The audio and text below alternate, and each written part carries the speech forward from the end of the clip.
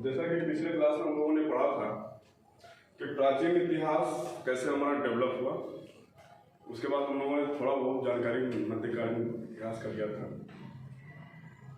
क्योंकि मध्यकालीन इतिहास में हमारा समाज एक नए धर्म, एक नए परंपरा और एक नए संस्कृति को देखा और जो कि पूरी तरीके से अलग था, और इसको वर्तमान समय में इस तरह से पढ़ाया जाता है जिससे कि दोनों समुदायों के बीच में खाई बढ़ती जाती है। कहने का मतलब यह है, सिखाया ये जाता है कि मुस्लिम आक्रांता हमारे यहाँ हमको लूटने आए या हमें बर्बाद करने के लिए आए, लेकिन जब तक इतिहास का आप वर्टिकल स्टडी और हॉरिजॉन्टल स्टडी नहीं करेंगे तब तक आप अपने विचार को उस लेवल पर नहीं बढ़ा सकते हैं जिस लेवल पर बीपीएससी या यूपीएससी खोजती है आपके दिमाग को। ठीक है, और आप लोग जानते हैं कि ये एग्जाम जो है पूरा का पूरा आपके नॉलेज का ज्ञान नहीं है, बल्कि आपके टेम्परामेंट का ज्ञान है कि आप औरंगजेब को एक मुस्लिम शासक के रूप में देखते हैं या आप औरंगजेब को एक राजा के रूप में देखते हैं। ठीक है, तो हम समझते हैं थोड़ी सी बात।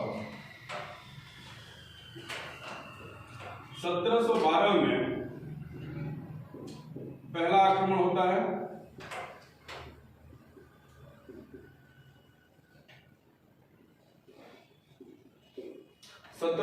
में पहला आक्रमण होता है और समझते हैं कि पहला आक्रमण भारत पर क्यों होता है, कौन कौन सी परिस्थितियां थी जिन्होंने भारत पर आक्रमण करने के लिए मुसलमानों को मजबूर किया, या हम उनको खुद न्योता देकर अपनी परिस्थितियों के अनुसार आक्रमण के लिए बुलाया गया। साथ में देखेंगे कि वो कौन सी विदेशी राजनीति थी जिन्होंने मुसलमानों को हमारे ऊपर आक्रमण करने के लिए मजबूर किया। समझते हैं इस बात को। पहला आक्रमण होता है, इस आक्रमण का वजह था, इसको समझते हैं। भारत के जस्ट ऊपर से सिल्क रूट गुजरता था उस समय, और इस सिल्क रूट से चीन का व्यापार होता था और भारत का उत्तरापथ आकर इस सिल्क रूट में मिलता था। प्राचीन इतिहास की कक्षा में हमने समझाया है कि जब भी लड़ाई होगी भारत के 4 दरवाजों को बंद करने के लिए, 4 दरवाजों में गुजरात का है, दक्षिण का है, बंगाल का है और उत्तरापथ, और इसके जस्ट अपोजिट में दक्षिणापथ।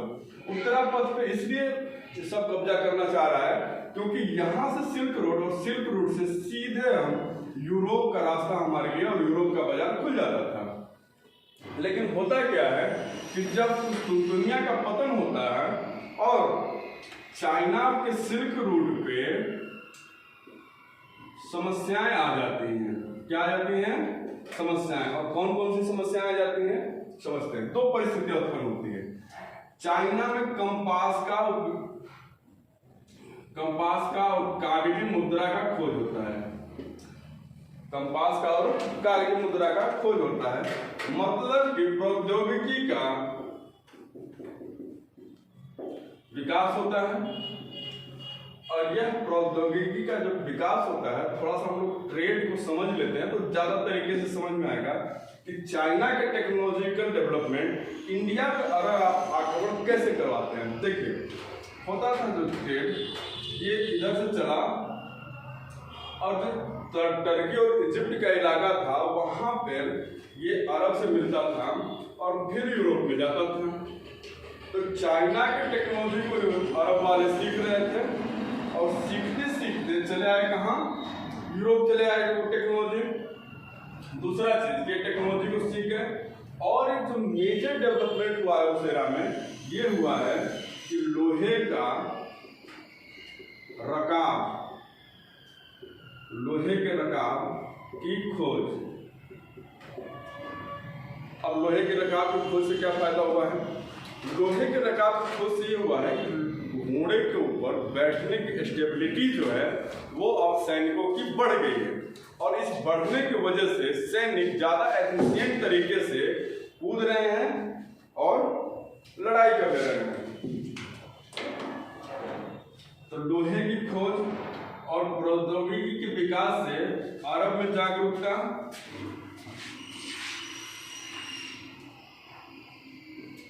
और तीसरा रीजन जो है, जो हमारा प्राचीन टेक्नोलॉजी था जिसमें वराहमिहिर का था, सूर्य सिद्धांत है, जीरो की खोज है, फिर सापेक्षता का सिद्धांत है। इन सब का जो अरब यात्री हमारे यहाँ आए उन्होंने फारसी में अनुवाद किया, और जब फारसी में अनुवाद किया जिसके कारण अरब को हमारे ज्ञान और विज्ञान के बारे में जानकारी हुई, और ये सब जानकारियां मिलकर जो टेक्नोलॉजी है वो किसमें चेंज होती है, एक सेना में चेंज होती है। लेकिन सेना तब तक युद्ध नहीं लड़ती है जब तक युद्ध लड़ने के लिए कोई परिस्थिति न बने या वो जुनून ना आए कि अब युद्ध लड़ा जाना चाहिए या कहीं पे आक्रमण किया जाना चाहिए। क्योंकि आप सभी लोग जानते हैं कि धर्म एक ऐसा साधन है जिसके आधार पर प्राचीन समय में भी, मध्यकालीन समय में भी और वर्तमान समय में भी कभी भी और कुछ भी करवाया जा सकता है। ठीक है, अब इसमें सेना तकनीक के साथ एक धर्म को जोड़ दिया जाता है, और धार्मिक प्रचार के लिए, तथाकथित धार्मिक प्रचार के लिए, और दूसरा उस धर्म प्रचार के लिए संसाधन को जुटाने के लिए भारत पर आक्रमण होता है। और पहला आक्रमण तो होता है 1712 में। मैं आशा करता हूं कि इतनी बातें आप लोग समझ चुके होंगे। जहां समझ में ना आए आप कमेंट करिए और हमसे क्वेश्चन करिए, ठीक है। अब समझते हैं कि क्या हम लोग गाजर और मूली थे क्या, जो आया और ढोल की तरफ बजा कर चला गया? नहीं, हम लोग गाजर मूली नहीं थे, लेकिन गाजर मूली की तरह हो गए थे। हमारा भी यशस्वी इतिहास रहा है, गौरवशाली इतिहास रहा है, लेकिन समझते हैं कि वो कौन कौन सी परिस्थितियां भारत की थी जिन्होंने इस चीजों को, अरब आक्रमण को आकर्षित किया।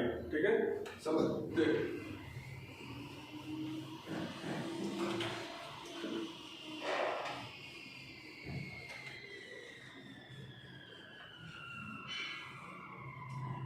गुप्त काल के बाद सत्ता का विकेंद्रीकरण होता है, और ये सत्ता जो है विकेंद्रीकरण होकर गुप्तोत्तर में बदल जाती है।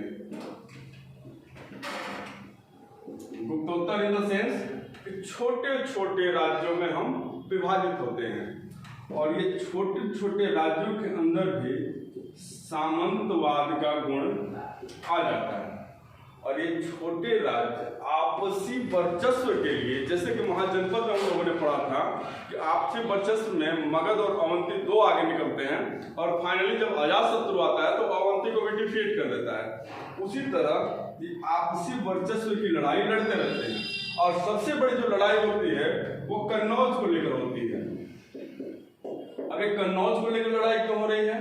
कन्नौज को लेकर इसलिए लड़ाई हो रही है कि कन्नौज मिडिल एरिया में है, उत्तरापथ और दक्षिणापथ के, या यूं कह लें कि भारत के जो चारों दरवाजे हैं उसके मिडिल एरिया में कन्नौज है। और इस कन्नौज के लिए आप देखेंगे त्रिकोणीय संघर्ष भी होता है, बहुत सारा युद्ध होता है इसके लिए, और ये फाइनली ये अशांत इलाका बना रहता है। और इसके ऊपर सिल्क रोड पे जो रास्ता है हमारा, इस पे किसी राजा ने ध्यान नहीं दिया कि यहाँ से भी आक्रमण हो सकता है, और हुआ यही, यहाँ से पहला आक्रमण होता है देवर के रास्ते, और देवर वर्तमान कराची को अरबों द्वारा